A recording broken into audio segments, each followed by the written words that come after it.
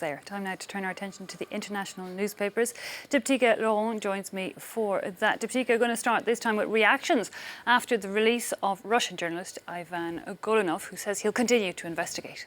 That's right. He was released nearly a week after he was arrested on what are now trumped-up charges of drug dealing. Prosecutors let him go because they had a lack of evidence. But Ivan Golunov, who's made a career pursuing organized crime and corruption, was no doubt arrested for his work. It actually sparked protests around Russia and outrage from the media, including from this outlet here, Vedomosti, the editor of this paper, marveling that Moscow had not seen such solidarity in such a long time. The paper hailing that the case against Golunov is over, but warns that the system in which the, quote, lawlessness was possible is still ongoing.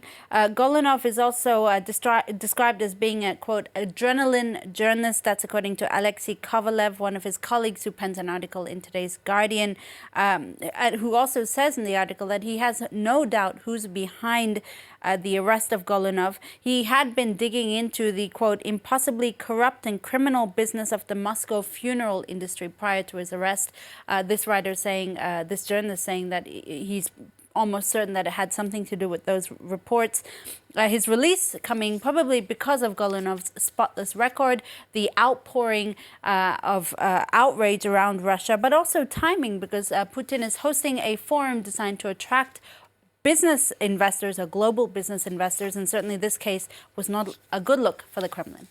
Well, let's stay with The Guardian and Russia. Diptyque, leaked documents reveal just how Russia is trying to wield influence on the African continent. And across 13 African countries in particular, Eve, Russia is building relations, according to The Guardian, with rulers on the African continent. They're striking military deals and grooming a new generation of leaders and special or secret agents. Yevgeny Prigozhin, he's a Russian businessman with close ties to Vladimir Putin. He's actually the one leading the mission on the African continent that aims to, quote, strong-arm the U.S. and former colonial powers, the U.K. and France, out of the region. The countries that Russia has been cozying up to, for instance, Madagascar, the Central African Republic and Sudan, three of the poorest countries in Africa, but also countries like Zimbabwe and South Africa. The Guardian explaining that, in fact, 2014 Western sanctions played a role in this, forcing Russia really to turn to new, quote, geopolitical friends.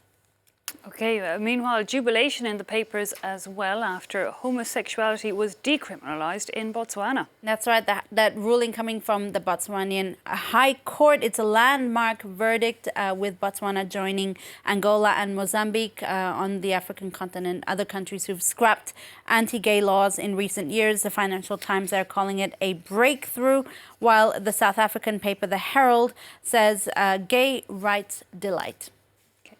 Meanwhile, let's turn our attention to France, and the French emergency room doctors and nurses are continuing a strike against budget cuts that they say could really cripple the French health system. That's right. It was dominating the French papers. Yesterday, it's still on the front page of L'Humanité, the communist paper. But let me show you this article from The Guardian, which reports that medics are warning that France's world-class health system is on the brink of collapse and could, as one doctor in The Guardian puts it, join the misery of the British health service, the NHS.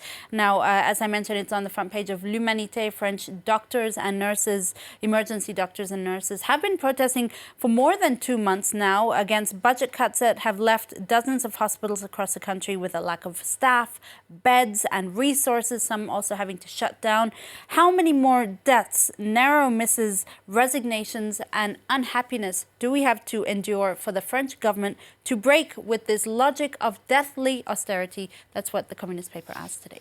Okay, definitely want to keep an eye on going forward. And meanwhile, staying in France, a new report has shown some alarming facts about plastic in the country. Well, it seems at the moment we're getting almost on a daily basis new reports about our plastic consumption. This one is from the World Wildlife Fund that says that France is the biggest producer of plastic waste in the Mediterranean.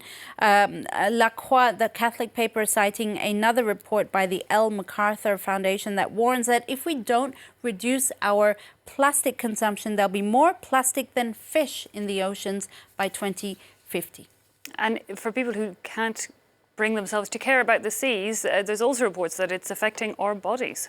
This is according to a new Australian study, Eve, that's found that we are ingesting 102,000 tiny pieces of plastic each week. This is going into our bodies. That's basically the equivalent of swallowing a credit card each week.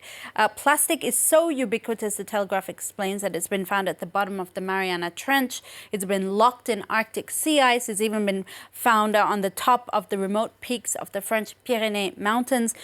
In this case, this new report here says that 90% of that plastic ingestion is blamed on bottled and tap water. But shellfish, beer and salt are also major contributors. Okay, I'm trying to make a mental list of all the things I should that be reducing.